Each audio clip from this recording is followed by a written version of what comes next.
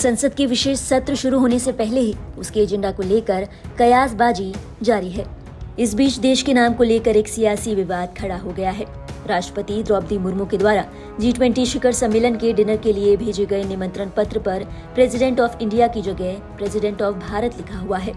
इसके अलावा 20वें आसियान भारत शिखर सम्मेलन और 18वें पूर्वी एशिया शिखर सम्मेलन के लिए प्रधानमंत्री की इंडोनेशिया यात्रा से संबंधित एक सरकारी बुकलेट में नरेंद्र मोदी को भारत के प्रधानमंत्री के रूप में लिखा गया है। भाजपा प्रवक्ता संबित पात्रा ने इसकी एक तस्वीर ट्वीट की है। इस सबके बीच केंद्रीय सूचना एवं प्रसारण मंत्री अनुराग ठाकुर ने देश के नाम को बदलने की अटकलों को खारिज कर दिया है। द इंडियन एक्सप्रेस से बात करते हुए उन्होंने कहा, मुझे लगता है कि ये महज अफवाह है। मैं बस इतना कहना चाहता हूँ कि जो भी भारत शब्द पर आपत्ति जताता है वह स्पष्ट रूप से अपनी मानसिकता को दर्शाता है। उन्होंने ये सवाल भी उठाया कि द्रौपदी मुर्मू भारत की राष्ट्रपति है, इसलिए उन्होंने प्रेसिडेंट ऑफ भारत लिख दिया, तो इसमें गलत क्या है।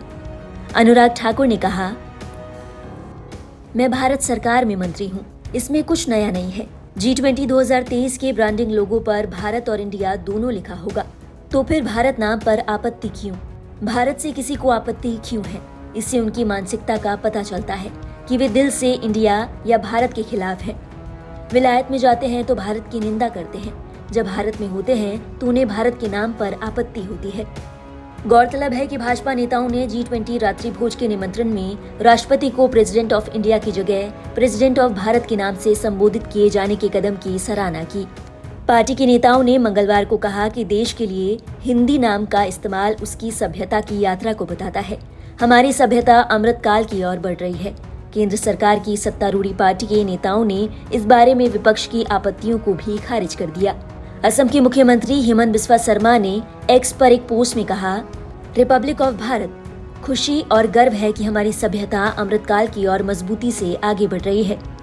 करीब 1.5 घंटे बाद एक्स पर कांग्रेस महासचिव जयराम रमेश के एक पोस्ट का जवाब देते हुए हेमंत बिस्वा शर्मा ने कहा, अब मेरी आशंका यही साबित हो गई है। ऐसा लगता है कि कांग्रेस पार्टी की भारत के प्रति घोर नापसंदगी है। ऐसा प्रतीत होता है कि भारत को शिकस्त देने के लिए INDI गठबंधन का नाम इरादतन चुना गया है। कांग्रेस इंडिया का हिस्सा है। इसी के साथ केंद्रीय मंत्री गिरिराज सिंह और विश्व हिंदू परिषद ने भी G20 रात्रि भोज के निमंत्रण में भारत शब्द के इस्तेमाल की सराहना की।